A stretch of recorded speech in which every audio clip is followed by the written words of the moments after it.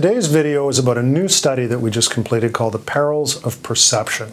It's a study that we conducted in 14 countries with the general population to ask them what they thought the answer would be on a series of questions that are fact-based. So for example, what is the percentage of teenage pregnancy in your country?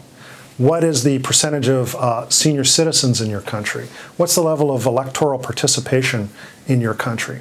And when we take a look at all of the answers to these questions, you really do see that there's an overrepresentation, particularly of things that seem to promote crisis or a sense of concern among the public. So for example, on teenage pregnancy, way overestimated, about 8 times in the United States.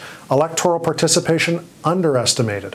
Unemployment, way overestimated all over the world, as is the amount of immigration, particularly in countries like France, the United States, and Belgium, as is the percentage of Muslim members of population. So for example, in Canada, where it's only 2% of the population, Canadians believe it's 20% of the population that's Muslim these days. You've heard the expression perception is reality. It really is the case in this instance.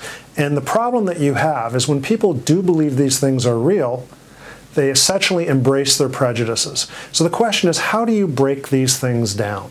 Well, the first thing that you would do is you would accept that perception is reality, and understanding that the only way to get past this is to convince the public that they need to change their minds about what they believe are facts, because they've embraced them and for them they are real. The second point in all of this is it's just not a matter of going out and telling people that they're incorrect or wrong. You really have to find a way to start a dialogue with the public on some of these things. And the way that you do that is you find the right examples to communicate with, and you find the right people to do the communication.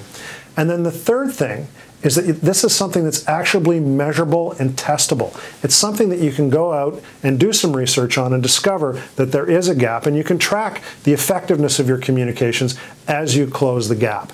If you want to find out more about this study, why don't you take a look at our site at ipsos.com under Perils of Perception. I think you'll find it very useful.